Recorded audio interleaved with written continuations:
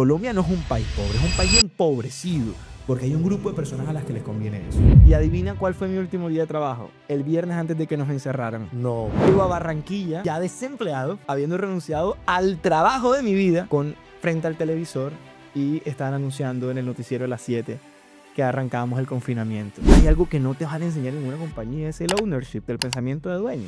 De hecho, porque no les conviene. Eso es obvio. No les conviene que tú aprendas. No Igual que al sistema no le conviene que tú descubras determinadas cosas. Hablo de los gobiernos.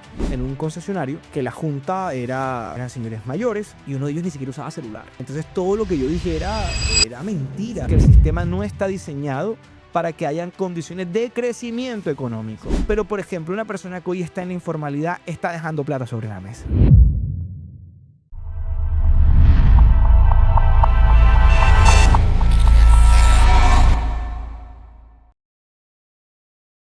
Bienvenidos a un episodio más de Visionario. El día de hoy estamos con Cristian Berbel.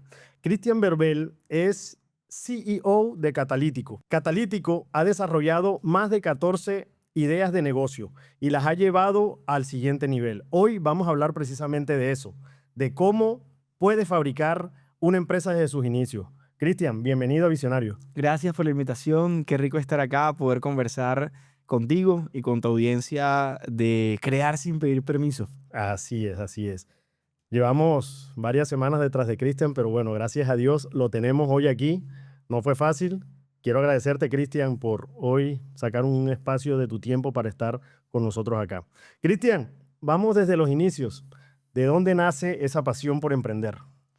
Yo creo que viene desde la cuna y un poco también desde el ejemplo. Te decía cuando conversábamos más temprano que vi una madre emprendedora, una madre que por la necesidad de sostener a sus hijos hizo mucho, trabajó día y noche y me mostró el camino y el valor de la disciplina, de hacer que las cosas pasaran, de no inventar excusas.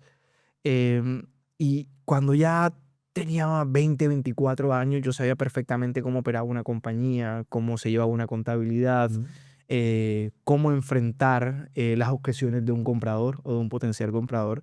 Y lo había aprendido con mi vieja. Por eso yo creo el valor del ejemplo, de aprender a través del ejemplo, porque yo lo vi en mi madre. Y eso forjó mi carácter, forjó también mi tesón, mi disciplina, a veces también mi mal genio. Mi madre no era una mujer, no es una mujer de excusas.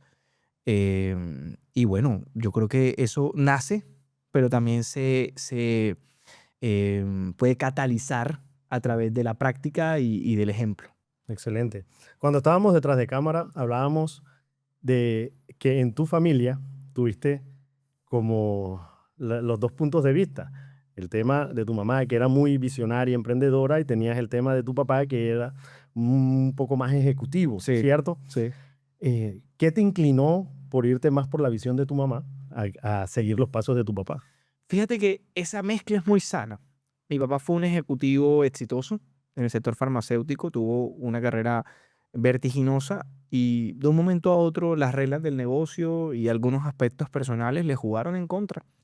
Y en ese momento el rol de ejecutivo que ha estado acostumbrado a gestionar lo que existe, de operar dentro de un sistema, tiene que vestirse de emprendedor y no fue un emprendedor exitoso. Al hombre no le salieron bien las cosas. Y más que satanizarlo, ya luego con el tiempo uno hace el análisis de que de pronto no pudo desarrollar los skills necesarios Claro. para enfrentarse a hacer que tus cosas pasen, a crear tu propio sistema, porque estuvo preso de una industria, estuvo preso de unas skills y unas habilidades hechas para ese sector, que luego no podías usar fuera. Mi madre, por el contrario, había sido, como muchas mamás, la señora de la casa, Sí. inclusive con limitaciones para crear. Y por eso yo siempre hablo de crear sin pedir permiso, porque hay mucha gente que tiene que pedir permiso para crear, Así que no es. tiene libertad para crear en muchos aspectos y ámbitos de la vida. Y cuando tuvo que ponerse la capa de superheroína en este caso, vi cómo fue capaz de con poquísimo hacer Hacer mucho. demasiado. Pero tenía que ver mucho con no conocía un sistema establecido, Ujú. no tenía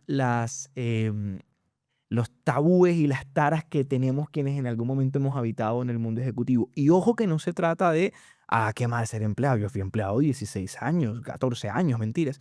Y aprendo un montón de allí. Pero hay algo que no te van a enseñar en ninguna compañía, es el ownership, el pensamiento de dueño. De hecho, porque no les conviene. Eso es obvio. No les conviene que tú No aprendas. puedes Igual pasar. igual que al sistema no le Sí. conviene que tú descubras determinadas cosas. Hablo de los gobiernos. Entonces, la mezcla de las dos cosas sirvió mucho. Pero pesó más el ver a una madre que por necesidad hizo todo lo legalmente funcional y posible, con mucho sacrificio y disciplina, para sacar adelante a sus 3 hijos. Y me quedé más con eso. Pero hoy yo creo que esa perfecta mezcla de ir, prestar el servicio a una corporación, de coger disciplina en una corporación, de formarte permanentemente y de poner al servicio del propósito de otro, del negocio de otro, es supremamente necesario antes de montar tu propio chiringuito. Claro, O sea, es que, para decirlo sin asco, es probar un poco con la plata de otro. claro, no, y aparte el conocimiento que toda esa experiencia te da, ¿no? Por supuesto. Ok. Cristian, hablemos de tus inicios. Hablamos un poco ya de tu tradición, pero hablemos de cómo llegaste al mundo empresarial. Cuando investigaba de ti, analizaba de que iniciaste en el mundo del periodismo, Ujú. ¿cierto? Y te preguntaba, pero un periodista, ¿cómo? No es común que un periodista salga de ese molde y se vaya al mundo empresarial. Háblanos de tu época como periodista, ¿cómo nació? Cuando tenía 12 años, parte de mi rutina después de la escuela era escuchar radio. Me Ujú. gustaba mucho, era una buena compañía. No fui muy amiguero, tenía amigos en el colegio, pero luego en el barrio no tenía muchos amigos y no era un tema de que me excluyeran ni mucho más, sencillamente no me sentía con la necesidad de estar en la calle. Y ya fui criado en un entorno con mucha exposición tecnológica. Mi hermano ingeniero de sistemas, uno de los emprendimientos que mi papá tuvo tenía que ver con tecnología, entonces había muy buenos computadores en casa. Entonces para mí un juego era hacer esto, o sea, jugar al Sí, podcast, en esa sí. época ni llamarlo podcast. Tuve una radio virtual que nada más escuchaba yo, hacía websites en la Qué computadora y bacano. los subía a un FTP. Mi hermano me prestaba todos los juguetes. Entonces, adultizado un poco, la radio se fue convirtiendo como en una compañía y yo decía, no, yo quiero estar ahí. Yo quiero estar ahí, eso me parece genial, estar al otro lado de la radio. Y empecé a buscar referentes. Ujú. Encontré un referente que marcó mi vida y a quien honraré siempre, que se llamó Ernesto Macauslan, Claro. un gran periodista y cineasta colombiano, costeño, ya murió. Y yo creo en el poder de la mente. Cuando uno se pone una meta y se fija una meta y trabaja por ella, porque eso no es un tema de atracción y que sucede, que uno trabaja por ella, que se encausa en ella. Y yo leí una de sus novelas, Febrero Escarlata. Eran relatos sobre eventos judiciales, con un sabor especial que le ponía Macaulay a sus crónicas, con una lírica que tú podías meterte en esa novela. Y dije, yo tengo que conocer a este man. Y me he volcado un día, igual que tú, pero con menos internet. Investigué, Sin linking. sin total, que no existía. Ya. Te estoy hablando de hace 20 años. No. Fui y conseguí a McCausland en donde él trabajaba. ¿Te atreviste a ir Me allá? atreví a buscarlo. Y ahí estuve como por 5 viernes hasta que lo conseguí que me prestara atención. Y fue un clic genial porque, pues claro, tú llegas a un tipo y le dices, te sigo, te escucho, te leo y cuando grande quiero ser como tú. Y si no te enternece, te da miedo. No, Creo que había un poco de claro, ternura claro. porque Sí, si no sí, sí, hubiese sí. dicho que este es un psicópata, me va a No, no, matar. no, obvio. Y el hombre me dijo, no, pues genial. Me recomendó ir a leer un par de libros más para desarrollar algunas habilidades de redacción. Y en un tercer o cuarto encuentro, si mal no recuerdo, hizo lo más loco que creo que podía haber hecho y me dijo, mira, agarra esta grabadora. Hay un caso, una investigación que estoy haciendo para mi programa de radio por la mañana eh, y, y pues ve y haz las entrevistas y vamos a ver qué sale de eso. Era un caso del Instituto Colombiano de Bienestar Familiar y con los 3 datos que me dio y la grabadora que me prestó, me fui allí a la 46 en Barranquilla, donde O sea, quedaba el ICBF. ni Google, o sea, No, no, cero, cero. Y llegué y habré hecho alguna estupidez, pues. No creo que haya hecho un buen trabajo, pero volví una semana después. Volví con la grabadora y me dice, no, ya no lo necesito. Pero fue como la tarea. Él me apodó Harry Potter.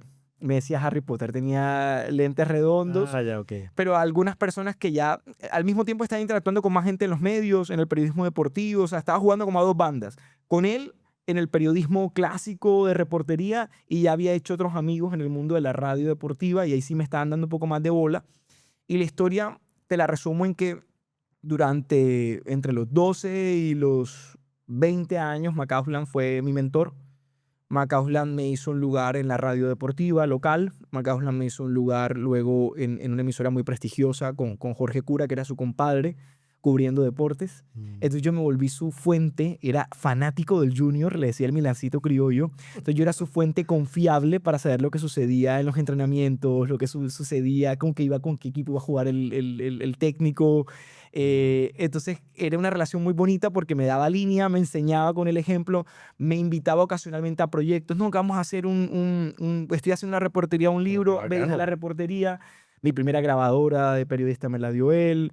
Me dio un BlackBerry cuando ya yo tenía como 18 años. Entonces era como para que le reportara y le mandara contenidos. Me hacía muchos encargos. Hasta que en el 2009 había estado en Caracol Radio mucho tiempo, había hecho cine, hacía televisión, hacía libros. Yo le acompañé en la reportería de uno de sus libros. Lo nombran director del Heraldo. Y yo estaba ya más enquistado en el mundo del periodismo deportivo. Ya había cargado cable, había contestado teléfono, ya era productor, participaba en 2 transmisiones de radio al mismo tiempo. Un buen periodista acá montó un website en 2007 de contenido deportivo y yo era su fotógrafo. Entonces hacía radio en 2 emisoras al tiempo y tomaba fotos. O sea, más sapo no podía hacer. Y aprendí un montón y McCausland me llama y me dice como que se te acabó el recreo. Nos vamos al Heraldo. Y yo, ¿qué es el Heraldo? Como que, o sea, ¿qué? O sea, como que me parecía anacrónico. Sí, sí. Yo había estado más en el mundo de la radio, más en el en vivo, más en hacer cosas por Sí, internet. ya es algo muy antiguo. Claro, Sí. yo sabía que era el Heraldo, por supuesto, y quién no quería trabajar en el Heraldo, pero para mí era como que no era sexy, ¿sabes? En ese momento no era sexy. 2009, sí. Y me dice, quiero que vengas a hacer acá todo lo que has hecho en Junior, lo que has hecho en Atlántico, de temas digitales. Vamos a hacer del Heraldo una potencia en Internet. Eso no se me olvida jamás. De hecho, tengo todavía los correos que me cruzaba con él para entonces. Y los plin plin del BlackBerry los recuerdo con mucha nostalgia. Y unos meses después, sin que todavía me entregaran mi cédula, llego yo un día al Heraldo y me presento. Hola, vengo a trabajar porque Ernesto me dijo que viniera a trabajar aquí. Y la de gestión humana, que hoy es buena amiga mía, me bloqueó la entrada. Me dice, pero tú qué vas a trabajar aquí, o sea, ¿en qué cabeza cabe, no? Oye, este Y loco, ¿quién además, señor Ernesto, yo no, me faltó, fue como decir, no, pues yo vine porque él me dijo, ¿no? Y arrancó una historia muy bonita, ya trabajando con él entre 2009 y 2012 hasta que murió. Y tuve la bendición de haberlo, de haber visto de cerca cómo él, sin decírselo a nadie, estaba reconstruyendo y dejando su legado. Edité para él sus crónicas de radio, las montamos a un website, organizamos mucho de su contenido, tenía toda la visión que él tenía para el Heraldo, la recibí de primera mano, sin que me diera una instrucción de qué hacer con ello. Luego la apropié y mis siguientes años en el Heraldo, los siguientes 5 o 6 años en el Heraldo, tuve la oportunidad de crecer profesionalmente en todos los sentidos, siguiendo su legado. Y lo defendí y lo defenderé hasta donde pueda. El de un ser humano extraordinario que enseñó a muchos con el ejemplo, como yo. Yo soy uno de cientos de casos que se formaron con McCausland, a los que McCausland les dio el espaldarazo, a los que les forjó el carácter, con mucho tesón, pero a los que nos mostró que se podía crear a partir de una buena historia. Y yo le debo mi carrera a la mentoría indirecta, al ejemplo de McCausland, al dale niño, léete este par de libros y agarra esta grabadora.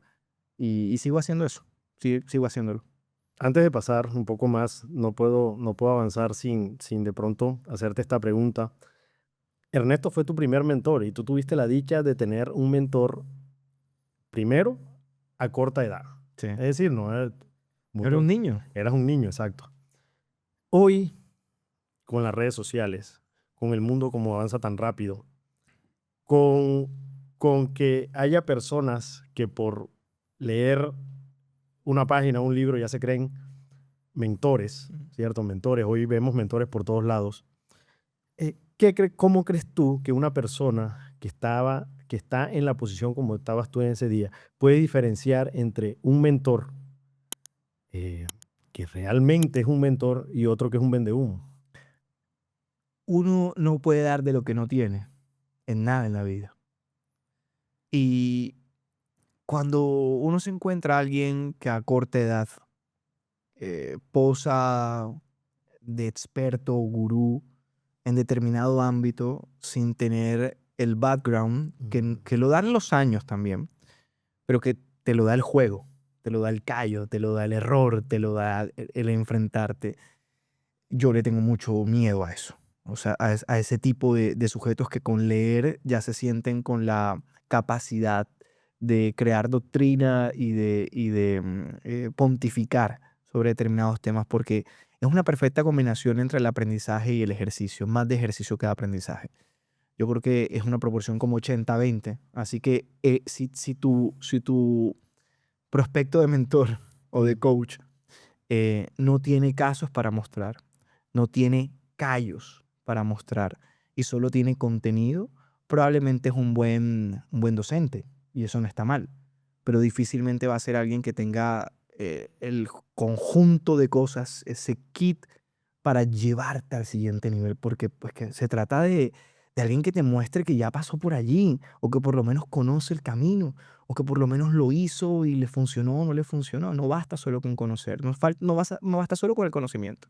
Y la gente cae fácil. A mí me preocupa esto porque, es decir, es un tema preocupante, porque ya hemos pasado de mentores muy técnicos a mentores ya al sector de la salud, donde o sea, no son ni siquiera médicos y ya te sugieren, o sea, ya te dicen cuál es el camino correcto, entre comillas, nada más porque tienen una cierta capacitación, se estudian un diplomado y ya se creen los especialistas. Yo creo que con esto sí hay que crear un poco más de conciencia Y de responsabilidad. y de responsabilidad, y aquellas personas que de pronto están en una situación de buscar un mentor sean capaces de ver lo que tú acabas de decir que hay detrás de esa persona y sobre todo la experiencia. A mí me parece que tú puedes tener pues obviamente una maestría, pero a la final lo que a ti te vuelve experto es la experiencia, Sí, porque la maestría puede ser pura teoría, ¿ya? Y la teoría pues obviamente te guía,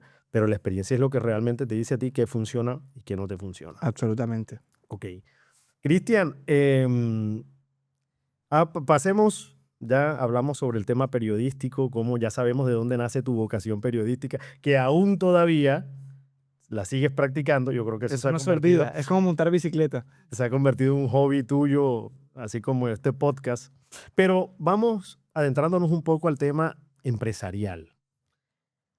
Cuéntanos sobre esa transición del periodismo a decir, no, no, no, no, espérate, yo creo que aquí no es lo que me gusta, pero no es lo que lo tengo como propósito, sino que ya me está llamando más la atención el crear empresa, el desarrollar cosas que las tenga como pasión y desarrollarlas y avanzarlas y crear.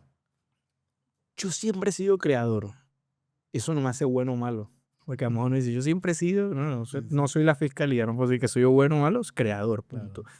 Tengo siempre el recuerdo de que mi mamá llegaba a la casa y encontraba el equipo de sonido desarmado. Yo había hecho No. una red de parlantes. Siempre desarmaba cosas y hacía otra cosa con eso. Siempre, siempre. Y mi hermano mayor, que hoy trabaja conmigo, siempre cuenta la misma anécdota. Cristian desarmaba las computadoras, Cristian desarmaba esto, pero después hacía esta otra cosa. No era como que lo desarmaba y lo dejaba dañado. Llegué a tener un aparatico, no me acuerdo cómo se llama, que tú lo calentabas y con eso soldabas. Sí, sí. Entonces hacía micrófonos, jugaba siempre a crear cosas. Entonces, digamos, como que el espíritu siempre estuvo allí.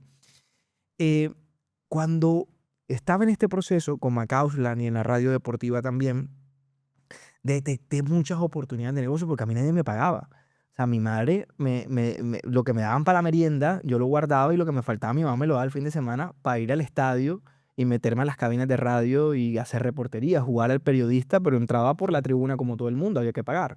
y el transporte y la comida, y eran jornadas de 16 horas antes que empiece el partido, después que se acabe el partido. O sea, hice el curso completo. Todo eso.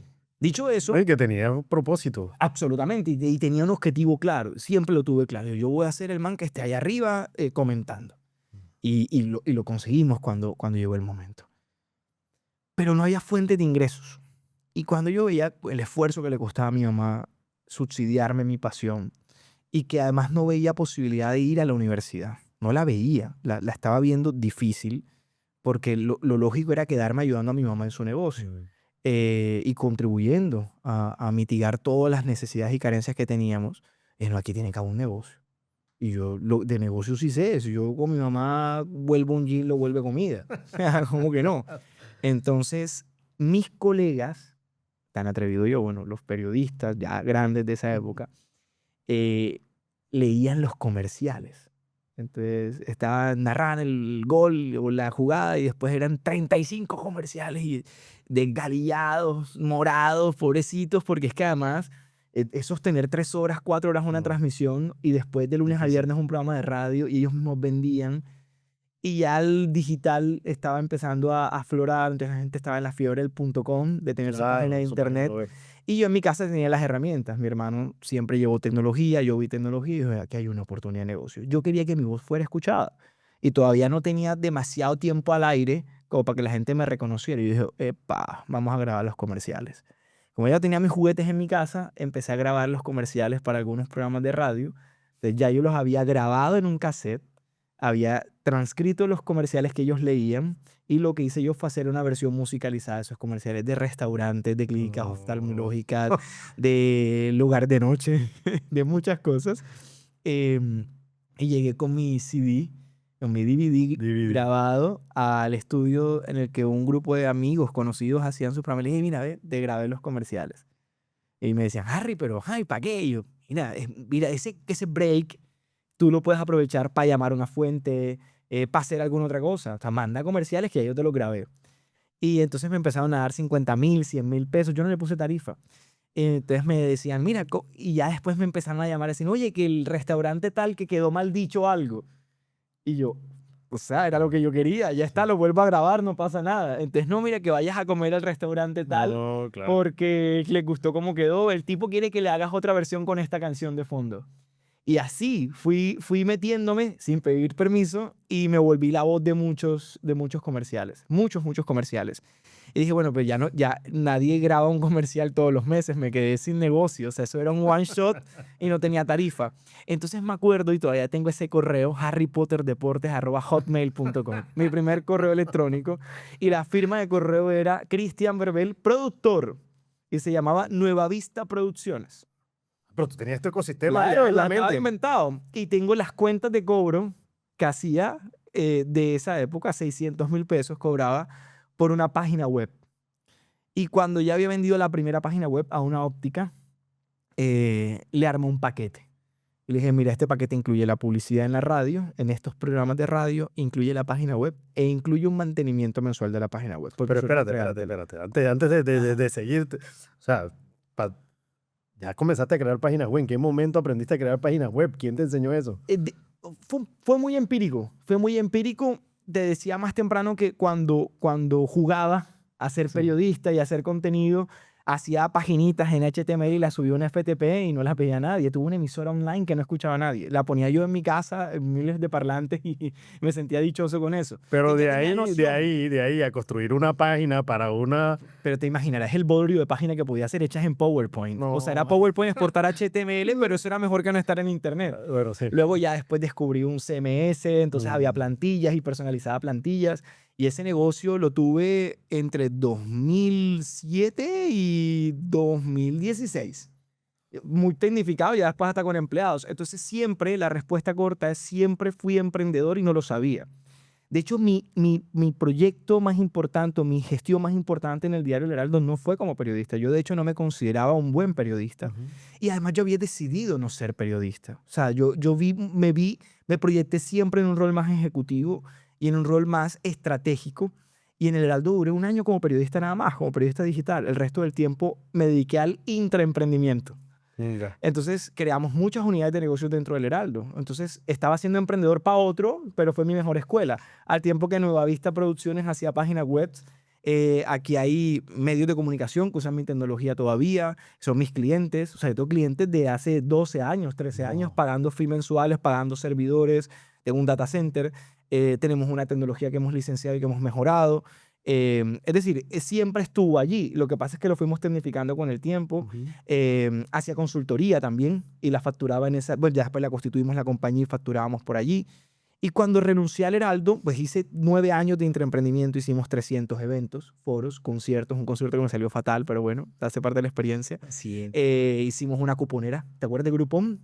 Nosotros tuvimos, Sí, tuvimos nuestra claro. propia versión de Groupon, Claro. Oh, qué bacano. exitosa en el Heraldo, un portal de inmuebles, un portal de empleos, un portal de comidas. Bueno, no, creamos, no sé, 20, 30 intraemprendimientos en el diario El Heraldo, que fue mi casa, en la que aprendí, me formaron, de hecho pagaron mi universidad. Así que siempre estuve en el emprendimiento. Hasta que un día dije, bueno, ya estuvo bueno lo de hacer páginas web y vender hosting y vender dominios y ponerle correo electrónico a las empresas. Casi todos los concesionarios de esta ciudad eran mis clientes. Ya no iba, ya tenía techo. Sí, llegaste a Y un tope. empezó a aparecer el primo que lo sabía hacer. Y él, no, mi sobrinito lo hace, mi primo lo Claro, hace. claro. No, llegó un colaborador que es diseñador y también hace la página web. Yo no voy a competir por precio. Nunca me ha gustado jugar en el mundo del precio. Entonces sentí la necesidad de De profesionalizar más avanzar. el asunto y nos metimos en algo que se llama Growth Marketing, que combina tecnología con mercado, que fue lo que finalmente yo estudié. Y era una capa de consultoría con apuestas atrevidas en implementación de tecnologías en compañías. Para Y eso fue lo que crecerlas. creó, lo que después creó Catalítico, que es nuestro ecosistema hoy en día. Exacto. Llegamos al punto de catalítico. Explícanos qué es catalítico. ¿Cómo nació catalítico? Catalítico es una fábrica que crea empresas. Y ya no solamente las crea, sino que toma operaciones con oportunidad y las transforma. Entonces vamos a organizar esta cosa. Catalítico nace como la evolución de lo que yo venía haciendo desde los 16 años. Ser sapo. Meterme en cualquier lado, ser un poquito de gurú con algo de callos en el mundo digital, demostrar a las empresas cómo podían hacer su transformación digital. No solamente era mercadeo, no solamente era un tema de tener una página web, no solamente era el tema de tener una cuenta en redes sociales y crear publicidad y ganar leads, sino meternos inclusive a la forma de management. Y aquí muchas empresas en Barranquilla, en el sector automotriz, en la construcción, en el sector académico, en las universidades, confiaron en esa consultoría que de alguna manera lo que les mostraba era que la transformación digital era primero cultural y que adoptar Total. la transformación digital no era tener un buen community manager, que era lo que todo el mundo me decía, Chris, necesito que me pongas un community manager. Yo se los ponía. Y después le decía, por la misma plata, déjame entrar a tu junta o déjame entrar al comité de gerencia, déjame ver cómo está tu sistema de ventas, déjame ver cómo estás llevando los reportes, déjame ver qué podemos automatizar. Y hace 8 años que creamos Catalítico, no había AI como hay hoy en día. Claro. Entonces jugábamos con muchos plugins, con muchas herramientas y ayudamos a compañías a que entendieran de que su relación con el mercado también era digital. No Pero era como que hace 8 años todavía las empresas, hoy de pronto, bueno, yo creo que todavía hoy existe mucha empresa que es celosa al momento de cambiar su forma tradicional a su... y van a morir. Correcto, sí, porque lo decíamos con otro invitado, un señor gerente, dueño de una empresa que la creó hace 80 años, como él dice, así viene funcionando mi empresa y no Sí. tengo problema, o sea, tienen miedo al cambio. Hace 8 años que tú empezaste a crear, yo creo que era peor aún, ¿cierto? Todavía era más difícil. ¿Cómo te le metías tú a esos gerentes de empresa y los podías convencer, le cambiabas su mentalidad para decirle, hey, mira, ya tu empresa puede llegar un momento a ser obsoleta, necesitamos implementar tecnología? Hay un conjunto de cosas y me tocó lidiar, sí, mucho con las primeras generaciones, pero capaz fue pasar del destino y Dios lo quiso así. Me tocaron muchos jóvenes volviendo a Colombia a ayudar a sus papás en sus negocios. Sí. Entonces eso también me facilitó mucho, porque entonces a mí me buscaba el hijo del dueño del concesionario, me buscaba el hijo del vicerrector de tal cosa, ya me habían conocido en mi rol anterior como ejecutivo en el diario El Heraldo o en algún medio en el que hubiese yo participado. Entonces había un grado de ambientación suficiente para darse cuenta que no era bullshit lo que yo traía. O sea, como que este tipo trabajó en hacer grande un medio y en millones de usuarios y vendía y nos sacaba plata, le vendía publicidad y les había prestado servicios más o menos similares. Entonces había un grado ya más de confianza, ya había un nombre creado alrededor de... Como lo dices tú, ya tenías un background que te soportaba. Sí, o sea, tampoco yo no puedo contar la historia triste que es que yo sufrí, ¿no? Yo monté mi primera empresa con capital reputacional y con ahorros que me gané trabajando. Entonces no es una historia triste, para serte honesto. Luego, sí tuve muchos choques. Por ejemplo, recuerdo mucho en una compañía, en un concesionario, que la junta eran señores mayores y uno de ellos ni siquiera usaba celular. Entonces todo lo que yo dije era mentira. Yo sentía, eso jamás me lo dijo, pero yo sentía que él me miraba como un gran charlatán. Y para mí era un desafío brutal. Y yo llegaba y decía, no, generamos tantos leads y automatizamos, entonces respondíamos en tantos Pero eso no te bajaba el... No, más. No, seguro. Para mí los peñones son Porque a veces eso uno lo pone a dudar de su competencia. Uno duda un ratico, pero luego toca demostrarlo, ¿no? Entonces como que a mí se me quita rápido. Y luego que fuimos mostrando, me atreví a hacer una cosa que creo que ha sido nuestro éxito, y fue cuando ya el fee, el valor mensual que cobrábamos, a mí en mi cabeza se me quedaba pequeño. Yo soy un tipo ambicioso. Dije, aquí hay plata sobre la mesa. Entonces cambié las reglas. Dije, vamos a separar el negocio de hacer marketing digital, el negocio de desarrollar software y el negocio de la consultoría. Y los negocios que para mí eran más rentables empecé a cobrar los variables. La publicidad no, porque yo era un reseller. Yo cogía Facebook Ads, Google Ads y los revendía. Y el margen que me ganaba era para pagar el 4 por 1000 y la financiación de 2 meses mientras me pagaban a mí. El costo de la tarjeta de crédito. Pero en software era supremamente rentable. En consultoría era yo. Entonces yo empecé a decirle a algunos, ven acá, ¿cuánto pagas tú al vendedor por vender ese apartamento? No pago tanto. Y yo, no, esto me gusta más, eso es lo que facturo yo en 6 meses. Y empezamos a atrevernos a decir, yo te monto todo el sistema, solo paga la pauta y me vas a pagar variable por venta. Y estallamos. Estallamos porque cualquier asomo de duda de si éramos buenos o capaces se cambió en, esta gente está a bordo, van a poner el pellejo por nosotros. Si nosotros vendemos, ellos venden.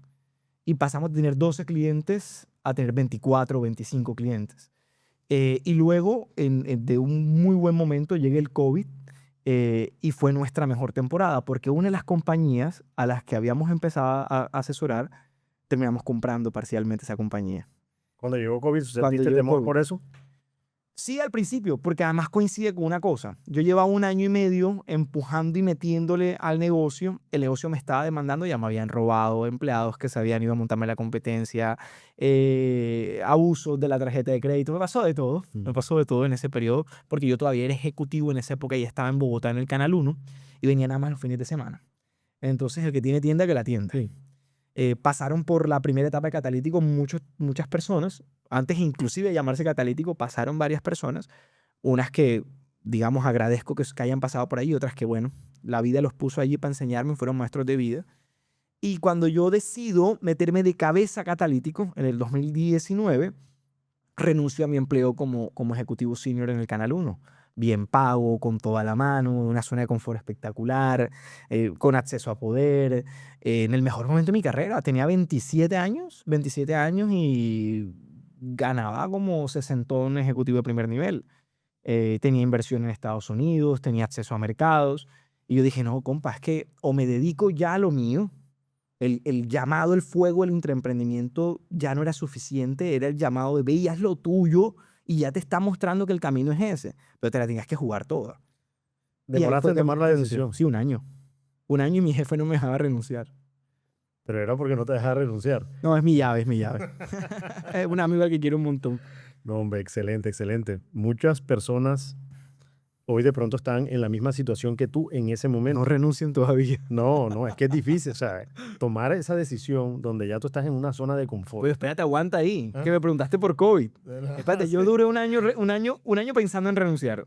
6 meses en entrar al cargo. Y adivina cuál fue mi último día de trabajo. El viernes antes de que nos encerraran. No, ma. Yo llego a Barranquilla, No. ya desempleado, habiendo renunciado al trabajo de mi vida.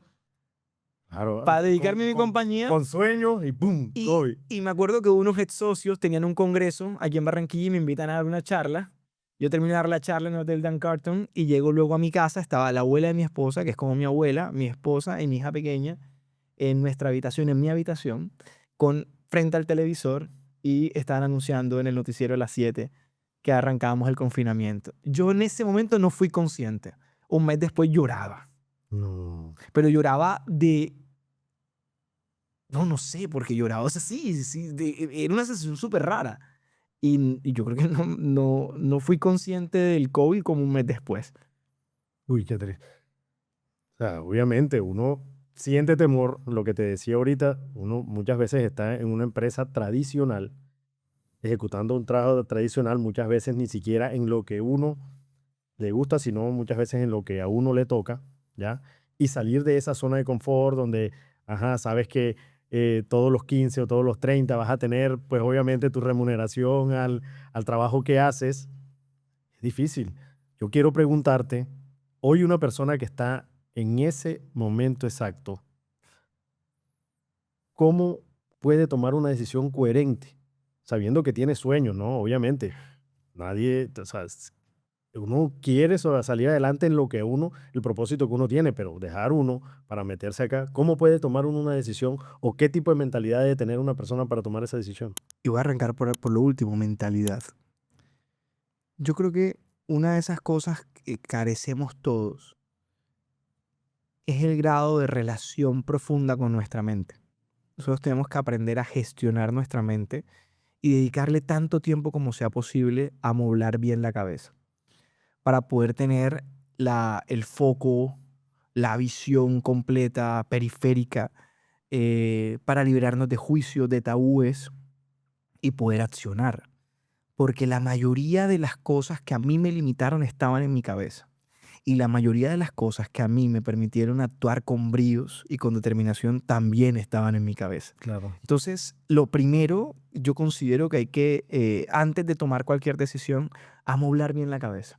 Y amoblar bien la cabeza es como cuando compras una propiedad amoblada. Te entregaron una casa, de pronto compraste una buena ganga, un apartamento que tiene unos determinados muebles, unos ya montados en la pared, otros estaban ahí en la sala, y tú te das cuenta que hay un mueble que no pega con lo que tú quieres, ¿verdad? Y sácalo. Saca ese mueble y trae una cosa que te agregue más valor o que te haga sentir mejor. Igualito funciona en la cabeza esos pensamientos que están allí recurrentemente saboteándote. Ujú. Hay que hacerlo, hay que hacerlo. Y hay muchas herramientas y muchas ayudas a disposición para eso. Yo, lejos de pontificar o dar consejos sobre eso, hablo desde mi experiencia. Claro. Todo lo que me ató y todo lo que me propulsó estaba en mi cabeza. Punto. No estaba afuera. Nadie más podía resolverlo, solamente yo. Inclusive hoy las cosas que me afligen y que me tienen preso en determinadas situaciones siguen estando ahí, están en mi cabeza, solo existen allí. Luego, en el sentido más práctico, yo no lo hice así. Yo sí planeé un año, le hablé mucho con mi esposa, miramos cuánto gastábamos mensualmente, qué habíamos ahorrado, qué activos teníamos, qué podíamos liquidar en caso de emergencia, cuáles eran como las puertas de salida y demás, pero muy en lo financiero. Sí, tampoco es Yo, salir con el romanticismo, no, nada, voy a buscar lo mío sin yo tener soy- algo estructurado. total. Pero yo hice fue un plan financiero. Yo no hice un plan estratégico, para ser honesto. Hoy creo que se necesitaba, y eso es lo maravilloso de atreverse, de que puedes volver sobre lo que hiciste y sobre lo que dejaste de hacer y tomar todos esos elementos para reconstruirte o para hacer la siguiente movida. Yo creo que uno tiene que hacer un vision board Ujú. todas las cosas que pueden pasar, de las medianamente buenas, las optimistas, las regulares, y construir un plan para cada uno de esos estadios. Yo construí solamente un plan, yo le aposté al fracaso. Yo hice un plan financiero en el que, recuerdo mucho con Karen, con mi esposa, en el que llegábamos a determinada fecha y nos habíamos comido el patrimonio porque había salido mal. Yo hice literalmente un plan y no había COVID a la vista. No. Pero Dios es bueno y el COVID nos fue súper bien. Esa es otra historia que después podemos ver, pero yo sí sugiero que se hagan 3, 4 escenarios y que se evalúe qué herramientas físicas, financieras y mentales tienes para ir a cada uno de esos escenarios. Y primero entrenes para esos 3 escenarios. ¿Cómo te pueden Inclusive para impulsar el también? mejor, claro. Inclusive para el mejor de ellos hay que entrenarse mejor. Excelente. Volvamos a Catalítico, ya después de esta clase un poco fuera del romanticismo. Tú tienes una visión, bueno, Catalítico, pues lo has estructurado de cierta manera en el que pues soportas ideas de emprendimiento y las ayudas a salir adelante. Pero tú tienes una visión muy especial y es que no te basas tanto en esa idea para sacarla adelante, esas ideas de negocio, sino que tú te enfocas en aquellas empresas que ya están, tú lo llamas empresas como que están ya en zona de confort, Sí. que están en decadencia y apuestas por ellas, cosa que muchos, me incluyo porque veo como que, o sea, una empresa que ya está en decadencia, ¿cómo la puede impulsar? ¿Tú qué ves en esas empresas para poderlas sacar a flote y poderlas direccionar? Nosotros tenemos 3 portafolios del Catalítico y no arrancó siendo así. Ya te conté cómo arrancó Sí. Catalítico. La primera gran apuesta fue que vimos una empresa atrapada en el tiempo, con un mercado que tenía mucho por dar y había dinero sobre la mesa. Una empresa en el sector de seguros, y ahora te cuento más. Y que nosotros teníamos la moneda de cambio que esa compañía necesitaba. Teníamos visión, innovación, tecnología y marketing. Esa compañía pudo haber quebrado. De hecho, yo casi la llevé a su límite económico en pleno COVID. Y fue cuando compramos una participación importante de ella. Y estos 4 atributos, visión, innovación, tecnología y marketing, eran nuestra moneda de cambio y siguen siéndolo aún hoy. Catalítico no invierte en proyectos de terceros. Dentro de esos 3 portafolios que tenemos está el intraemprendimiento. Ujú. Es un portafolio, un banco de ideas, que es mi equipo vive asustado porque todos los días llego con una idea diferente, pero asimismo las quemo antes de que se vuelvan negocios, siquiera se vuelvan proyectos. No quieran trabajar conmigo. Luego es intraemprendimiento puro. El segundo son portafolios diversificados. Usamos banca de inversión para que los banqueros de inversión que sí saben inviertan nuestros recursos, nuestros excesos de caja y pues mantengan el valor del dinero en el tiempo. Y el tercero, que es, digamos, más relativamente nuevo, llevamos 3 años en ello, viene de una corriente americana de tomar compañías en operación que están atrapadas en su sistema o que no reaccionaron lo suficientemente bien o pronto al mercado, pero que todavía hay valor al otro lado y que requieren de estas 4 variables: visión, innovación, tecnología y marketing. Y ¿Por qué nosotros lo crees, tenemos. por qué crees que los CEOs, gerentes, fundadores, hoy no están viendo en sus empresas, que ellos las diseñaron, no están viendo esas 4 variables que tú ves? Los sistemas te atrapan. Complacencia. Yo creo que un poquito son varias cosas. Cuando la fórmula te ha funcionado tantas veces, cuesta trabajo creer de que dejó de funcionar. Claro, Y a mí me pasa. claro, Yo tengo negocios en los que he tenido determinado éxito recurrente y cuando se me revierte alguna variable me cuesta muchísimo trabajo volver a flote. O sea, es como que prefiero traer gente afuera. Porque estoy tan obnubilado y inclusive apesadumbrado de que ya no me funciona algo que es mejor traer gente mejor que uno y eso es maravilloso. Yo es que de verdad lo que tengo es equipo, gracias a Dios. Y la otra tiene que ver un poco con el ego del creador. Los creadores creemos que no hay una mejor versión de nosotros y nos cuesta muchísimo trabajo aceptar de que somos sujetos de mejora continua. Yo por eso Ujú. me obligo a aplicar Kaizen en mi vida, no solamente en los negocios, porque he visto cómo he comprado o he invertido en compañías que no tenían un problema de mercado, sino de cabeza. Y eso para mí es maravilloso. Eso es como cuando alguien ya no quiere vivir en el edificio porque no le gusta el vecino de enfrente, pero el apartamento sigue creciendo en valoración. Lo compro, no pasa nada, tu vecino no me importa, él lo va a arrendar. O lo va a poner lindo y lo va a vender. O porque se agarró de las greñas con una vecina porque el perrito se hizo en el jardín y entonces mal vendió la propiedad. Y estoy poniendo un ejemplo muy simple, pero hay gente que se desencanta de sus negocios o genera una ruptura con el propósito o sencillamente la compañía y el dueño cambiaron de entornos, cambiaron de visión y están jugando a ritmos distintos. Y eso me lleva a mí a decirte algo, Diego. Mira, la decisión más sana que yo he tomado es no gerenciar ninguna de mis compañías. Yo no gerencio ninguna de mis empresas. Puedo ser eventualmente el principal saboteador del sistema que yo he creado. Yo me siento cómodo creando. Me siento cómodo marcando la estrategia. Me siento cómodo siendo el advisor de mis directores. pero administrando no tanto. O sea, tú creas el modelo de negocio, estructuras, organizas como piecitas de Lego Sí. y pones a la gente a que desarrolle. Claro, y empoderado realmente. Y siempre sale mejor que cuando lo hago yo. Y eso ha salido bien y entonces ya lo hice parte del sistema. Y te metes en las decisiones de los gerentes. Los acompaño mucho. Hay un modelo de gobierno corporativo que está en mejora continua. Nosotros no operamos como holding, por ejemplo, operamos como ecosistema, porque cada negocio creó el siguiente. Es mucho bootstrapping. Entonces, ¿qué ocurre? De que la siguiente compañía viene fundada por la Por anterior, la anterior. capitalizada por la anterior o por varias de las anteriores. Eso nos permite tener un enroque empresarial, ¿sí? Claro. Pero también nos permite que haya una especie de gobernanza amplia, porque el gerente de la empresa que financió esta, Un ecosistema. claro, participó en la incubación de la que tú vienes a gerenciar. Claro, entonces Y rotan además. la empresa que estás creando es soportada por varias empresas ya Sí. del ecosistema. Hoy son 7 compañías, estamos desprendiéndonos de 2 de ellas que se vendieron a un fondo internacional recientemente y ahí se están quedando parte de nuestros ejecutivos más seniors de la primera camada de líderes y ellos están manejando esa compañía. Esa compañía no me necesita. Fue duro porque un día yo mismo dije, ya no me necesitan, ya es momento de partir. No, debe ser difícil. Sí, tengo una tusa. No, me imagino. Mi audiencia, la gran parte de mi audiencia son emprendedores y empresarios, ¿cierto? Si hoy a ti te está viendo un empresario y cree que su empresa está atrapada en el tiempo, ¿qué consejo le puedes dar? Que se salgan de la compañía un rato y que busquen a alguien mejor que ellos, que les ayude a pilotearlo, a copilotear. No sé, yo es que no juego fútbol, pero lo entiendo un poco. ¿Han visto, por ejemplo, en el Mundial jugadores que llegaron al Mundial siendo cracks, llegaron al Mundial con mucha expectativa y la ansiedad se los está comiendo? Sí. Entonces no la meten, los delanteros contrarios los dejan regados. Estamos tan obsesionados con lo que conocemos y creemos que podemos hacer que dejamos de ver lo que hay afuera Fuera, claro.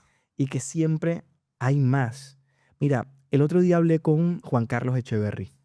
Juan Carlos Echeverry fue ministro de Hacienda, presidente de Ecopetrol, candidato presidencial en la elección de hace 4 años. Hoy es el presidente del Banco Bogotá. Y conversando con Juan Carlos fuera de micrófonos y luego en vivo, me recordó una cosa que se nos olvida todos los días. La economía se crea todos los días. Uno da por descontado que la economía ya existe, que ya está creada, que todo está creado. La economía se crea todos los días. Y él me ponía un ejemplo. Las Coca-Colas de mañana no se venden hoy, se venden mañana. Quiere decir que esa economía todavía no existe. Hay que crearla. Entonces, cuando tú estás en una compañía administrándola con lo que conoces y con lo que te llevó hasta determinado lugar, es cuando yo digo que se vuelven presos de su propio sistema. Se vuelven, digamos, se autocondenan a operar con lo que conocen y con lo que tienen. Y cuando uno logra extraerse de la operación, cuando uno logra ir y ver de que tu competencia lo está haciendo mejor, o que viene un sustituto a toda velocidad y lo puede hacer mucho mejor y más barato que tú y más eficiente que tú, y además son hasta más sexys que uno, pues ponen logos más bonitos, tienen mejor manejo de redes sociales, van a todos los eventos, son top boys en las revistas y toda esta cosa. Papá, o sea, te va a tomar mucho tiempo hacer los cambios desde adentro mientras operas y gestionas el cambio. Yo creo que los CEOs más exitosos hoy en día son grandes gestores de cambio. Sí. Uno tiene que separar la organización. Y yo siempre le digo a los equipos, por ejemplo, en mi compañía, en el ecosistema, hay una figura que se llama gerencia corporativa. Y esa gerencia corporativa hace todo lo que yo no quiero hacer, todo lo que no es sexy, desde atender abogados hasta pagar nómina. Claro. A ella le reportan todas las áreas que para mí no son sexy, pero La son parte más supremamente operativa. necesarias. Sí. Pero esencial. Sí. Las partes esenciales, pero que a mí me parecen cero sexy. O sea, es que no puedo estar 2 horas en la misma reunión hablando de eso. O sea, yo veo el panel, algo no me cuadra y digo, eso está en rojo, me lo arreglan. Ah, ¿cómo? Ah, yo les puedo acompañar a la conversación, pero hay una gerencia corporativa y para abajo están los jefes del proceso. Exacto. Porque yo decidí estar mirando afuera y, como les digo yo, alunizar y volver y decirles, marica, hay vida en Marte. Tenemos que prepararnos para llegar allá. No todas las compañías se pueden dar ese lujo o ese privilegio, pero es quizá la mejor inversión que pueda hacer hoy un dueño de compañía que también dirige su compañía. Y ya luego eso acompáñalo de que un poco la recompensa también es poder orbitar alrededor de tu negocio, no que el negocio orbite alrededor tuyo. Es totalmente distinto. Pero yo entiendo que pues muchos de los CEOs hoy se basan mucho en los reportes, en las gráficas, pero también creo que una de las maneras de uno entender su negocio es estando ahí metido. Pero es que no es salirte. O sea, no es desprenderte de la organización. Es ajustar los roles en la organización para que no estés preso del sistema. Mira, un CEO o alguien que se autodenomina CEO, que vive con el token colgado al cuello, está pensando en la gestión del día a día de la compañía y no en transformar la compañía. Sí. No me echen carreta. Porque está No pendiente hay que tiempo el para eso, no hay tesorero le tiempo diga, para eso. jefe, ya monté el pago. Es un buen gerente de caja y la caja es lo más importante que tiene una compañía luego de sus clientes y sus colaboradores. Por supuesto, eso no hay que abandonarlo. Pero hay gente mejor que uno para hacer eso, ¿no?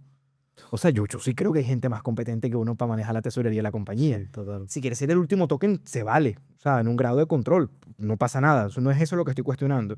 Si tú estás todo el tiempo metido en el inventario, en el almacén, checando que no te falte un jean, que no te falte un coso de papel, que no te jodan, entonces hiciste una pésima selección de gente, tienes un mal sistema de gestión del control interno y estás preso de tu sistema. Es que si el gerente lo primero que hace cuando llega a la compañía es apagar incendios, entonces él está gestionando caos. Y yo no estoy enseñando nada que no se sepa, es que esto Sí. no me lo inventé yo. Entonces yo creo que nosotros, los que decidimos ser cabezas de las organizaciones, ya sea creándolas o gestionándolas, tenemos que organizar nuestro tiempo y nuestras actividades en virtud de que las cosas urgentes tienen doliente para que uno de verdad pueda estar en lo importante. Es que estar ocupado y ser productivo no es lo mismo. Se parecen, pero no es Tal lo cual. mismo. Tal cual. Ok. Vámonos a la operación de catalítico. Bueno, no la operación de catalítico, sino que de pronto tienes más visión sobre esto. ¿Cómo una empresa, un emprendedor que hoy está tratando de sacar su idea de negocio adelante, puede tomar la decisión de buscar financiación? ¿Y Ho- cómo lograrlo, no? Hoy es más difícil. Sí, Yo nunca levanté capital. No tuve. Sí he estado en negocios como socio que han levantado capital y ahora te puedo dar un poco de detalle en ese sentido. Pero hoy es mucho más difícil. Yo nací o Catalítico nació en la fiebre del PowerPoint. Todo el que tenía una idea maravillosa se montaba a hablar Spanglish, se dejaba el pelo un poquito largo, andaba en jeans holgados y tenis blancos y todos vestían como igual, ¿no? Era divertido y yo en algún momento llegué a pensar de marica, soy yo el que está fuera de contexto, soy yo el que está fuera, porque yo sí trabajé con mi caja, yo hipotequé mi casa, vendí apartamentos que había comprado cuando era empleado, vendí una propiedad en el exterior, nacionalicé dólar en el peor momento, pagué doble tributación, o sea, yo sí me apalanqué y soy muy amigo de usar el flujo de caja libre para invertir y de apalancarme en mis organizaciones y pues hasta ahora me ha ido bien con eso. No quiero decir que no vaya al banco, por supuesto. Me conocen bien. Aquí estoy. No me he ido. No me iré tampoco. así es. Pero, por ejemplo, la sentada, me senté como 3 o 4 veces con fondos de inversión eh, y no les gustaba mi forma de gestionar. No les gustaba mi visión expansivista, pero al mismo tiempo de crecimiento controlado y de marcar Sí. posiciones muy más certeras.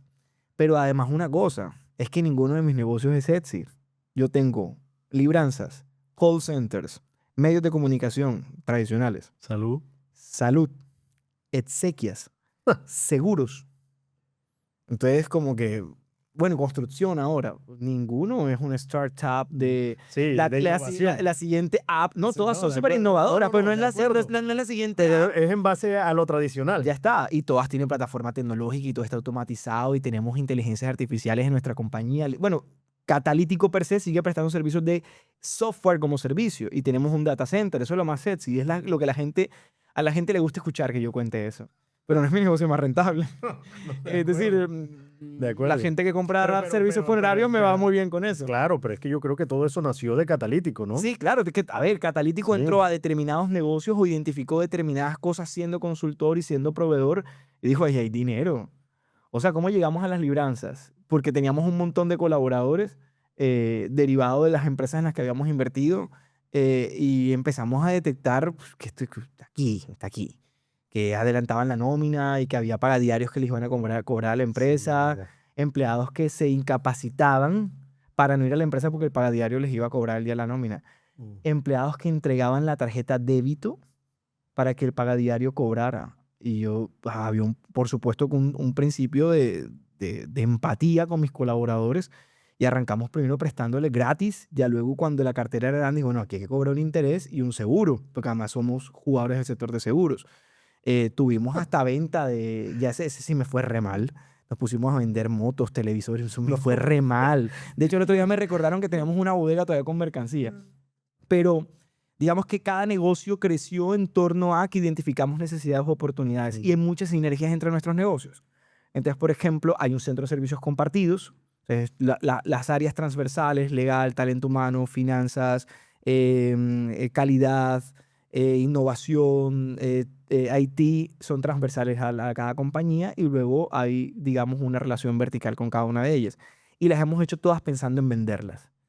Una cosa que a mí me Ah, ok, obsesiona es que ¿no? cada compañía esté en venta. Ah, o sea, Todas, nunca, sin excepción. no has creado una compañía diciendo, Yo no este me es veo, mío no y me, no me la veo quiero llevar, no me veo gerenciando vez. ninguna de ellas. Y eso no quiere decir que no las quiera o que no las ame. Claro, Si pero no es el las negocio. creamos. Sí, a ver, es que si somos un venture builder, nosotros tomamos ideas, las volvemos negocios. O tomamos empresas en una posición, digamos, en la que podemos sacarle jugo, en el buen sentido, como hicimos, por ejemplo, con el diario La Opinión. Una compañía que estaba quebrada, al borde de la insolvencia, teníamos una relación de proveeduría con ellos, conocía a sus dueños, no era mi plazo objetivo, pero tenía todos los atributos y todas las necesidades que nosotros sabíamos satisfacer, haciéndolo más económico, más sostenible e idealmente rentable. Si a la vuelta de una década o menos hay una mejor opción para que la opinión tenga vida en el tiempo, pues Catalítico no se quedó siendo un fondo de operación. Catalítico tiene una definición y yo tengo una definición. Es que además yo no me puedo quedar haciendo lo mismo siempre. Yo no me Pero por sentiría cómodo. concepto, Por es decir, por concepto. propósito de Por vida. eso contrato Porque gerentes mejores que yo. yo te digo una cosa, tú coges una empresa, la llevas a una operación óptima, que te está generando, pues obviamente, utilidades, ingresos, recursos, tienes manos de obra que estás ayudando. O sea, tengo una empresa óptima y yo prefiero mantenerla que me siga en el tiempo dando, pero lo que estoy viendo contigo es que en ese punto es cuando tú dices, no, la ofrezco. Tal ¿Ah? cual. Mm, Cuando la compañía está en unos múltiplos de vida que a mí me hacen sentido, está en venta. Hoy tengo 2 compañías más en venta. Acabo de vender 2 que están integradas verticalmente y tengo 2 que las estamos viendo para eso. Y tengo al equipo obsesionado con estandaricen, organicen, creen a sus segundos, porque además te van quedando aprendizajes, ¿no? La primera compañía que sí. vendimos no nos dolió tanto. Las 2 siguientes nos ha dolido mucho desprendernos. Uno, porque yo operé el negocio. Me enamoré del negocio. Ese es el Me problema. enamoré de los clientes, de mi equipo. Era mi vida. Pasaba el 30% de mi tiempo dedicado allí. Y cuando ya el fondo de inversión me dijo, cambiamos deuda por compra, te quedas como gerente de la que fue tu compañía y más unas opciones si esto crece. Yo pensé que eso nunca se iba a acabar. Yo dije, no, esto sigue siendo mi compañía. La mañana siguiente yo no mandaba, era el alcalde de la ciudad de Hierro. O sea, en realidad estaba allí para que el fondo de inversión mantuviese su posición de mercado y tranquilidad a todos los inversionistas. Y es cuando me preguntabas que lo de levantar plata, pues yo estuve en la era en la que todo el mundo levantaba plata con Sí. PowerPoint. Yo decidí hacerlo y trabajar con mi plata. Era un buen Y, speech y listo. y el consejo hoy en día, menos mierda, más pañete, perdóname el francés. O sea, primero hagan que las cosas pasen y después vayan a buscar plata en la forma en la que les quieran buscar. Yo sugiero que busquen deuda. No se pongan a canjear la compañía Sí. por pajaritos preñados y a poner indicadores. Mira lo que pasó Yo a estoy de acuerdo WeWork. con eso. Mira lo que pasó con WeWork. O sea, una compañía que terminó costando $8.000 millones y ya después, es decir, llegó a su punto de ebullición, más de 100, no sé cuántos miles de millones de dólares. Luego de los miles de millones cuando sale al mercado quedan 8.000 y vale cero. Y no porque no tuviese cliente, WeWork facturaba. Lo que pasa es que la especulación en torno a este tipo de modelos, o sea, SoftBank coge y coloca billete, entonces el otro dice, pues si SoftBank colocó billete y todo lo que Claro. toca es Midas, entonces vale más, vale más, vale más, vale más. La compañía no era que no produjera dinero, la compañía tenía clientes. El asunto era la maraña y la charlatanería en la que nos hemos montado. Es que ahorita para ser emprendedor, y yo se lo digo mucho a la gente en Barranquilla, me dicen, ay, no te vemos en el ecosistema emprendedor. Yo es que no estoy para la carreta. Sí.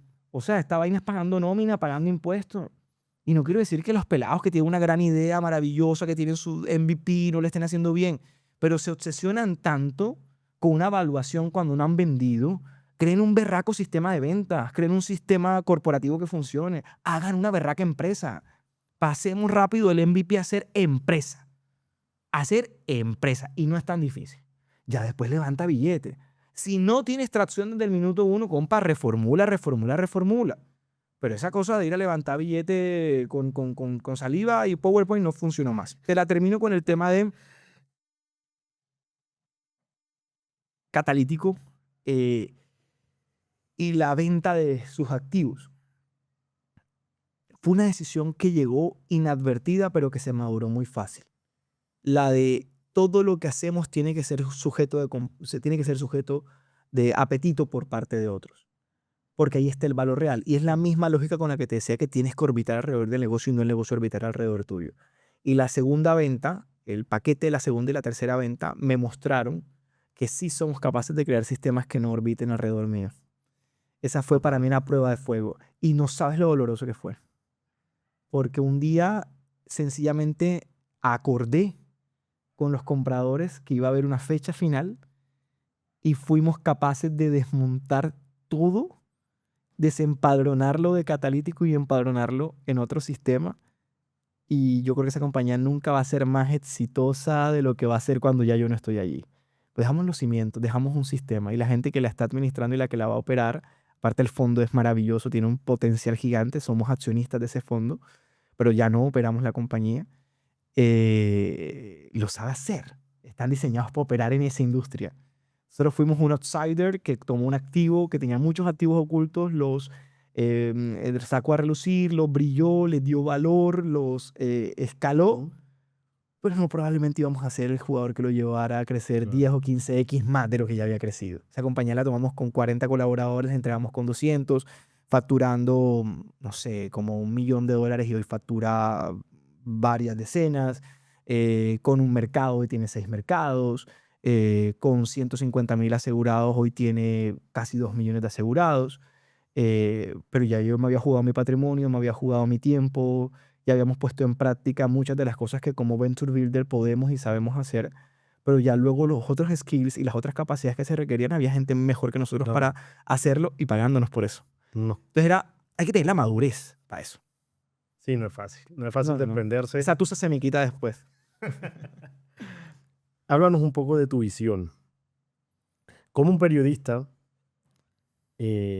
construye Catalítico, que ya has explicado ampliamente que es Catalítico, mete dentro de su bolsa, llamémoslo así, o sea, una aseguradora, por ejemplo, o una empresa de exequias. ¿Ya? O sea, ¿cómo tienes tú la visión para detectar que ahí estaba el negocio? Muchas han sido accidentales. Digamos, ha habido negocios a los que hemos llegado porque o éramos proveedores de la industria y fue natural una integración vertical o un joint venture. Por ejemplo, en salud pasó así, en seguros pasó así. Exequias nace porque estábamos en seguros, entonces había ahí una integración vertical interesante. Call Center nace porque en seguros nos dimos cuenta de que ya nosotros hacíamos cosas de BPO, pero nos dimos cuenta que se destruía mucho valor cuando contratabas a las grandes multinacionales para que vendieran nuestro producto y lo nuestro era masivo. Entonces dijimos, bueno, pues vamos a integrarnos y cuando fuimos a ver, el mercado nos empezó a decir, "Ve, tú no haces esto para otros". Y otra vez yo atrevido digo, dale, pero sí, pero por una utilidad. Compartamos el riesgo. Yo no vendo posiciones de call center, pues, o sea, tiene techo. O sea, ya sabría cuánto vamos a facturar en un año si nos va bien. Entonces nos empezamos a meter porque las actividades en las que estábamos nos mostraban el camino. Hoy ya es sistema. Hoy tenemos unas tesis para decidir dónde entramos y a dónde no entramos. De hecho, hoy yo tengo una gran responsabilidad aún y que no creo que la delegue pronto, y es ser quien define cuáles son las siguientes movidas. Pero ya el board, el equipo que hace parte hoy del consejo de administración y eventualmente terceros que se irán incorporando, tiene el criterio para decir, Chris, si tenemos el valor para capitalizar allí, que no es plata. A nosotros nunca nos ocurre que la decisión esté dada por el dinero que tenemos que invertir. tiene que ver mucho con las capacidades que tenemos para coexistir. O sea, si tenemos el valor real para transmitírselo y, por supuesto, cogerlo de vuelta. Porque además tenemos poquísima paciencia. Nosotros no esperamos más de 36 meses en ningún negocio. Somos chicos. O sea, jugamos con nuestra caja. Entonces yo no me puedo poner aquí al estilo WeWork a abrir oficinas en La decisión de Vancouver porque sí. cuando hablas de nosotros, es decir, no eres el propio gerente, dueño, no, CEO que toma decisiones y sea así, punto. No. Lo que veo es que escuchas a tu equipo, ves los puntos de vista y Yo siempre digo que a la mí mi estructura. equipo me va a votar un día. Ajá. Sí. Sí, bueno, y si pasa algo me pongo a hacer. Eso sí, manden el cheque, ¿no? Sé con cuánto viviría. El equipo se siente cómodo y hemos creado esa relación de... Hay dos cosas, Diego, que para mí no son negociables. La lealtad y la confianza. Y es algo que yo construyo con mis equipos. Eh, y esa lealtad y esa confianza ha permitido de que me rodee de gente mejor que yo en todos los aspectos. Y son mi red más importante. Y estoy hablando de decenas de personas. Esa gente no me deja equivocarme tanto como yo solo me equivocaría. Como también son el booster que me hace atreverme a la siguiente locura. Por ejemplo, ahorita estamos metidos de cabeza en sacar adelante dos grandes iniciativas. Una de ellas es construcción. Estamos terminando una torre aquí en Barranquilla, una inversión importante en la ciudad, porque creemos en que Barranquilla es plataforma, en que este es el mejor y va a ser aún mejor el momento que viene para la ciudad. Y el equipo fue ese booster para hacer esa inversión. Teníamos todo para hacerlo fuera, para poner nuestros recursos fuera, para movilizarnos de aquí, y no porque yo quisiera irme, sino que las condiciones estaban dadas. Y en una de esas sesiones maravillosas con el equipo primario, empezamos como a decantar todo lo bueno que eso podía traer, además de concentrar todas las empresas en un mismo edificio, de que quedaba espacio para renta, de que el lugar donde invertimos tiene todavía espacio para construir otras cosas a futuro. Y el equipo me dijo, bueno, creamos una constructora. El equipo, no yo. Y el equipo ha gerenciado el proyecto. O sea, un día empezamos a construir. Nos juntamos con los mejores, por supuesto. Pero no fue que yo cerré los ojos y le entregué la plata a una constructora para que me lo hiciera. No, estamos haciéndolo nosotros y cogimos callos y desde los estudios y diseños, pasando por la licencia hasta la ejecución de la obra, con un socio ejecutor de la obra, el mejor que podíamos encontrar. Y está a bordo en el proyecto. Eso se lo inventó mi equipo. Eso para mí fue fantástico. Como me han hecho cerrar un montón de cosas. Interesante la forma como se adaptan a cualquier estilo de negocio, ¿no? Sí, sí, sí. Bacano. Hay un chiste en la oficina y es, hoy, ¿qué logo ponemos? Imagínate. ¿Quién viene, Chris? ¿Qué logo ponemos? Cristian, cuando te investigaba, creo que te escuché una frase, algo así. Las empresas no mueren por tener un mal producto. Las empresas pueden tener un buen producto. Mueren es porque no saben ese producto llevarlo al cliente. Sí. Háblanos sobre eso. ¿Por qué tienes tú esa idea? ¿Por qué lo crees así? Mira, por la misma lógica de la economía que se crea todos los días, nos enamoramos tanto de nuestros negocios, de nuestras ideas. Yo vivo enamorado de dos productos míos que todavía no han mostrado finura, por ejemplo. Y yo les insisto y les meto y estoy enamorado. Pero el mercado no los recibe como yo los mando. Y ahí lo que yo diría, y es un poco lo que fundamenta esa frase, es que nos hace falta calle. Nos hace falta capacidad de escucha. Lo digo como una reflexión propia y que le puede caer a cualquiera. Nos hace falta capacidad de escucha, mucha humildad corporativa, eh, mucha apertura al mercado, mucha calle, mucha calle. Mira, hay una iniciativa nuestra que murió, la que te conté de los electrodomésticos, que la vendíamos financiada y todo este rollo. Ahí nos falló todo el sistema catalítico. Teníamos la posibilidad de meterle innovación, de meterle mercadeo, de meterle tecnología y de meterle caja. Pero el mercado percibía, no necesitaba lo que nosotros creíamos que necesitaba ese negocio. El mercado era un mercado de precio, oportunidad y precio. Esas variables ni las consideré, las di por descontadas. Y fue un negocio al que le apostamos mucho porque teníamos todo para ganar. De hecho, teníamos el segmento cautivo. Hasta el segmento cautivo lo teníamos. Teníamos el apalancamiento financiero. Y lo que nos falló fue no bajar. Nos faltó, como digo yo, abrazar sudado y cargar niño pipón. O sea, era básico. El mercado te manda las señales. Escuchar el mercado. Palparlo, escucharlo, palparlo, hacer preguntas. Yo lideré durante una época en mi trabajo en el Heraldo el área de investigación de mercados y desarrollo de negocios. Y me acuerdo, además lo hice con una casa que se llama IMSICOM, de la doctora Merce Botero, que es una mente maestra en esa categoría. Y Merce tenía una cosa que yo no la suelto.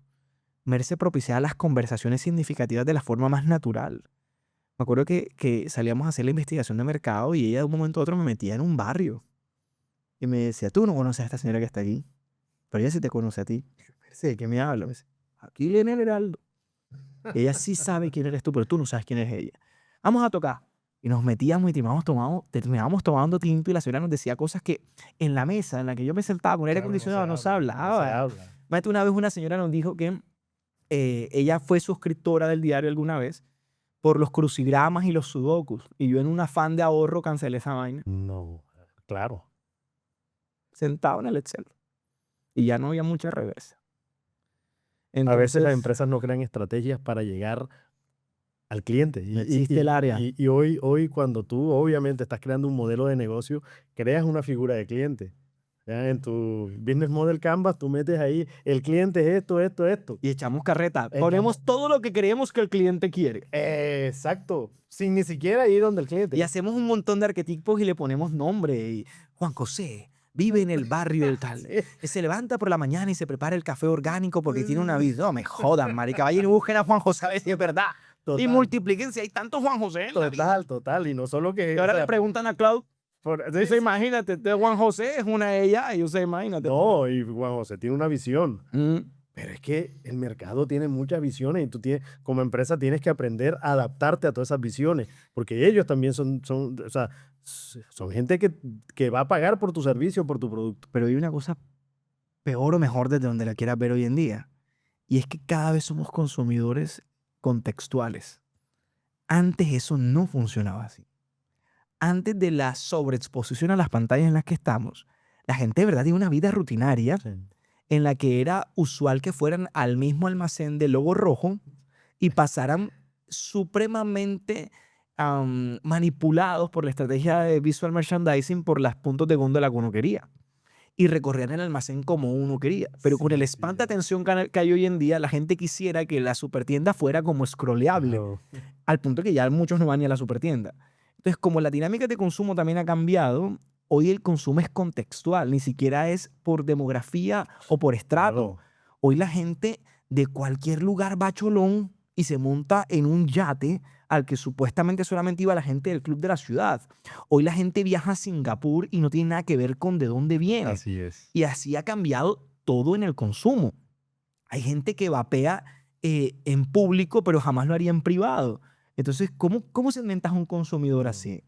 O sea, hay una serie de variables que erosionaron los mercados y nosotros seguimos, muchos, creyendo que es que esto es la segmentación clásica y la investigación de mercado clásica. Entonces, por eso yo siempre digo, y me autoflagelo porque nos falla todavía bastante, de que nosotros tenemos una desconexión con la realidad.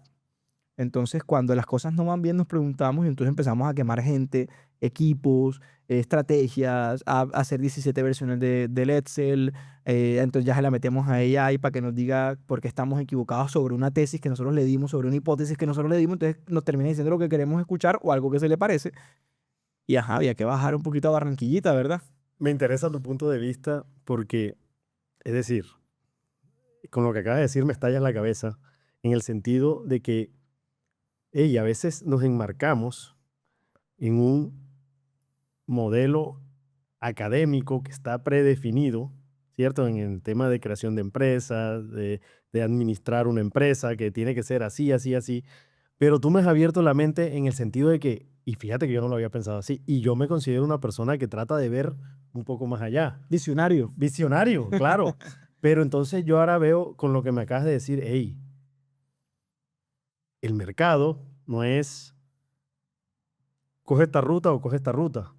El mercado es revisa primero qué quieres construir, Mira, o sea, observa el mercado, ponte a visionarlo, pero no te enfoques en que el mercado es una sola cosa. No, esto es Porque a como la la final, tarifa dinámica de Uber o de Didi o de cualquier sí, cosa. nunca son no son 7.000, sino son 6.000. Acostúmbrate a escuchar recalculando. Excelente, excelente, de verdad que sí. Me agrada, Cristian, pues obviamente tu punto de vista, todo lo que le has llevado a esas personas que hoy nos están viendo. Quisiera que de pronto nos dejaras una última reflexión. Em, Háblales a esas personas que hoy están tratando de emprender, háblale a esa persona, a ese Cristian que llegó a tocarle la puerta por N veces a Macaulan, y hazle entender el por qué si pueden salir adelante. Yo lo resumo en 3 palabras. Foco, propósito y disciplina. La gente suele, y yo lo he vivido, confundir el propósito con la motivación. Sí.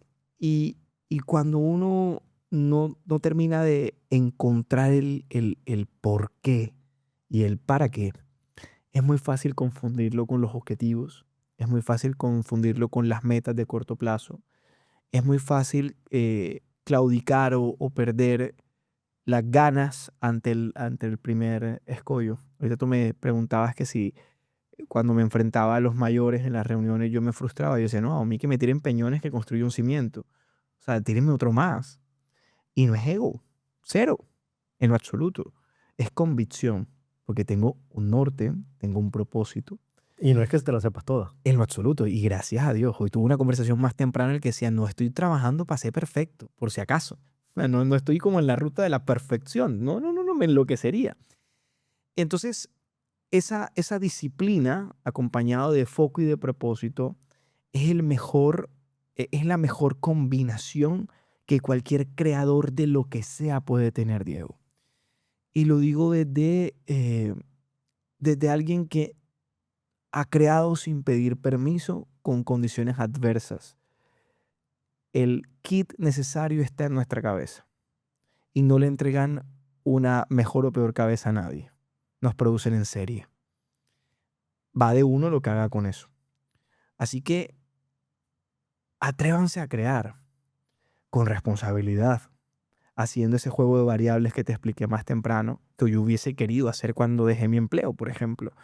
Y no nos queramos volar escuadras. Yo que me volé muchas escuadras, hoy he tratado de volver sobre ellas y no volármelas. Son supremamente necesarias. Yo fui un niño adultizado, yo no pasé por la adolescencia, por la juventud. Y luego ya he provocado cosas para vivir esas experiencias que eran necesario vivirlas, claro, con otros ojos, con dolor de rodilla, ya como que no es igual, pero había que vivirlas. Y lo mismo pasa en la creación de negocios.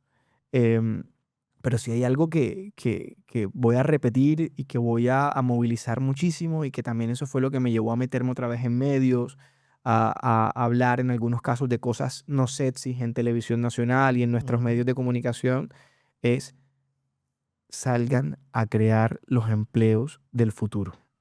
No a buscar empleo, salgan a crear la economía. No pidan permiso para crear y no negocien sus libertades. No podemos seguir dependiendo de que el Estado actúe por nosotros. El presidente Nayib Bukele, al margen de que yo sienta afinidad o no por él, o que esté de acuerdo en todo lo que hace o no, no vamos a llegar allí. El otro día dijo de que había que entender el Estado como un regulador y ponía el ejemplo de una comunidad. Entonces él decía, mira, si no existiera el Estado, la comunidad tendría que ponerse de acuerdo en cómo van a ser la vía, en por dónde va la vía, en cuánto espacio es tuyo y cuánto espacio es común. Entonces el Estado existe y funciona para un conjunto de cosas que son los fundamentales. Pero esperar a que el Estado cree para ti Claro. es la trampa de la pobreza en la que Así es. estamos atrapados en muchas naciones. Tenemos nosotros la responsabilidad de crear riqueza, no de distribuir miserias. que es lo que nos han querido vender. Y para eso no importa de qué barrio vienes ni dónde te criaste. Eso se llama accountability, dicen los gringos, o responsabilidad. Ser gerente general de tu tarea, ser gerente general de tu parte. No estés esperando que este gobierno o el anterior, el que viene, lo haga. Porque entonces vas a seguir como un hámster en la trampa de la pobreza. Entonces, anden, háganlo y con responsabilidad. Es difícil crear empresa en Colombia ya No, para... eso es carreta. ¿Sí? Eso es carreta.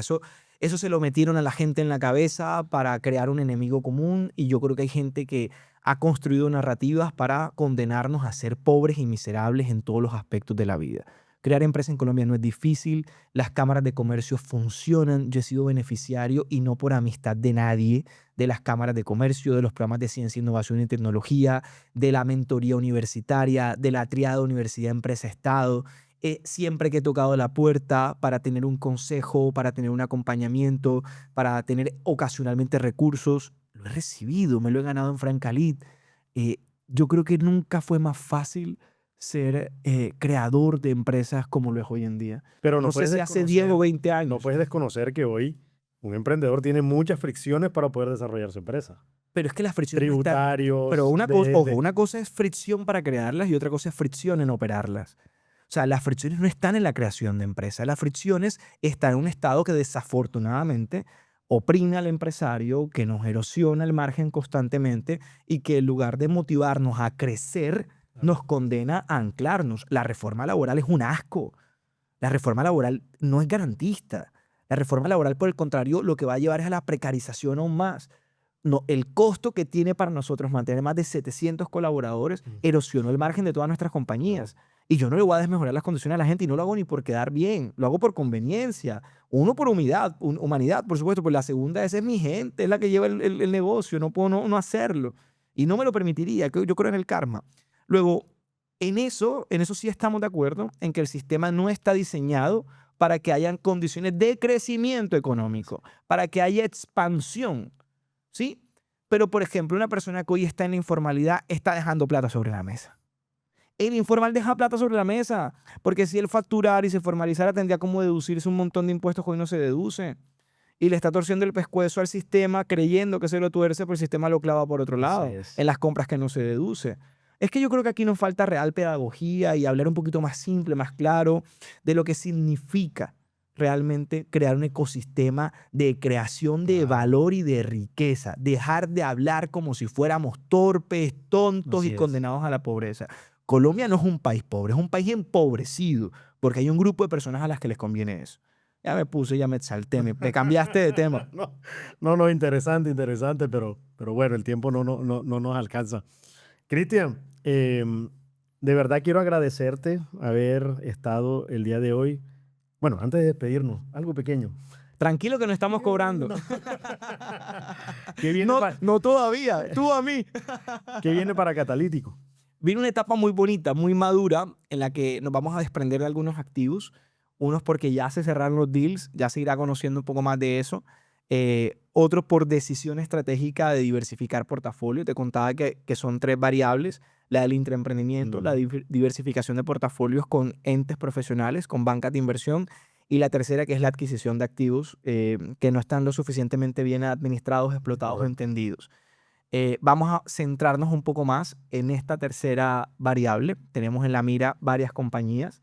Estamos en el due diligence de una de ellas. Probablemente pronto se conozca la adquisición de una operación en un sector distinto y metiéndole mucho la ficha en esa misma dinámica de negocios un poco más tradicionales al sector de la construcción. El país va a enfrentar un renacimiento de algunos sectores económicos y queremos participar de ello.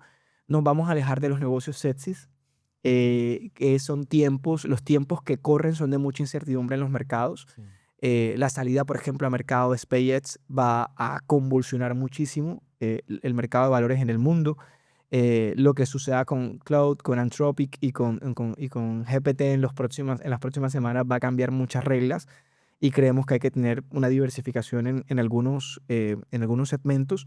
Por eso yo sigo creyendo que todavía hay dinero sobre la mesa en industrias tradicionales. Y Y bueno, yo estoy acostumbrado a gestionar en crisis. O sea, que todavía no me tocó la primera compañía así como que, ay, esta cosa estaba maravillosa. Entonces Cristian llegó y se montó en el cohete y siguió subiendo. No, así no es. Siempre llevo en, Siempre es siempre la llevo en peor. caos. Sí. Siempre hay un newsletter o un congreso que dice determinada industria se acaba en 2035 y yo. Otra vez, señor. No, no. Otra vez yo.